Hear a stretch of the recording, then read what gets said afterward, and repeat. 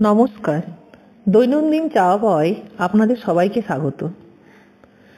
প্রথমে কড়াইয়ে তেল দিয়ে তেল গরম হয়ে গেলে নুন হলুদ মাখিয়ে রাখা মাছগুলো তেলের মধ্যে দিয়ে দিলাম।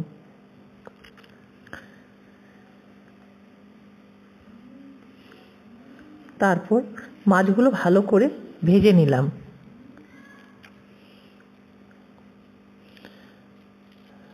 ভাজা হয়ে গেলে মাছগুলো একটা পাত্রের মধ্যে তুলে নিলাম।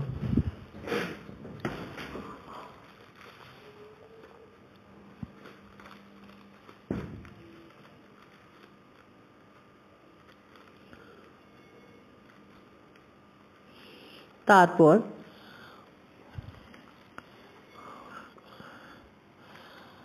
মাছের তেলের মধ্যে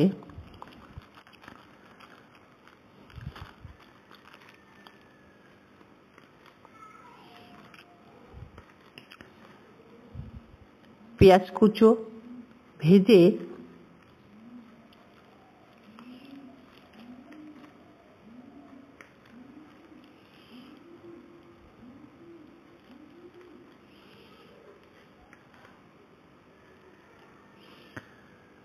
পালং শাক বাটাটা দিয়ে দিলাম। তারপর তার মধ্যে নুন, হলুদ, জিরে গুঁড়ো,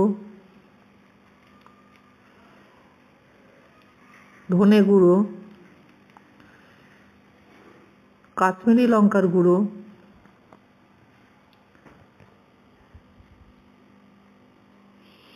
দিয়ে ভালো করে মশলাটা কষিয়ে নিলাম। অনেকক্ষণ ধরে মশলাটা কষাতে হবে, যতক্ষণ না ওটার থেকে তেল বেরোয়। আর ভালো করে কষিয়ে নিলে পালং শাকের গন্ধটাও চলে যাবে।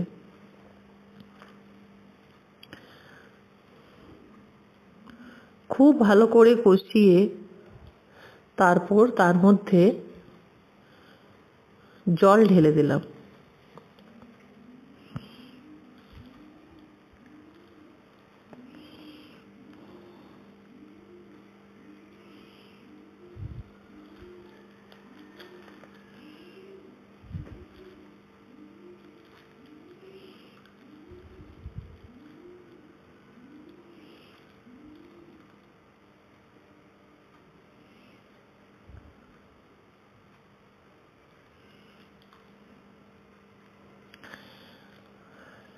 জল ঢেলে দেওয়ার পরে ভালো করে ফুটতে দিলাম।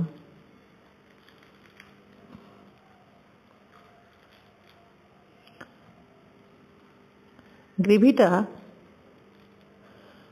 ভালো করে ফুটে গেলে তারপর তার মধ্যে ভাজা মাছগুলো দিয়ে দিলাম।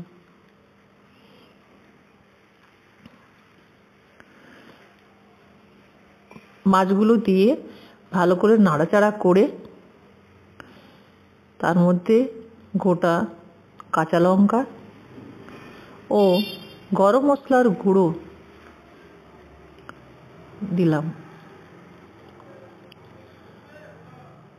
গরম মশলার গুঁড়ো দেওয়া হলে তারপর আবার ভালো করে সেটাকে নাড়িয়ে পুরো মশলাটা মাছের মধ্যে যাতে লেগে যায় সেইভাবে করে তারপর উপর থেকে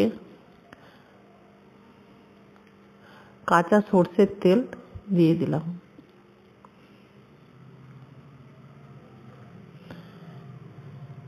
কাঁচা সর্ষের তেল দিয়ে আবার আরেকটু নাড়িয়ে দিলেই রেডি হয়ে গেল পালং রুই। এই পালং রুই বানানোর পর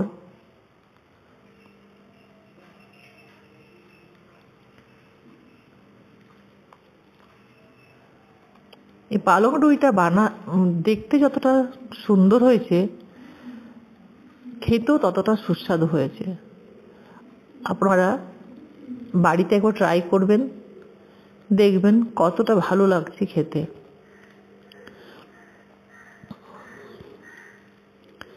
নমস্কার বন্ধুরা,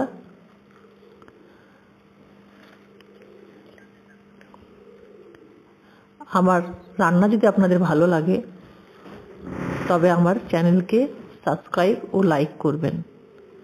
আমি আবার একটা রান্না নিয়ে আপনাদের কাছে আসব, অন্য একটা ভিডিও নিয়ে। ধন্যবাদ।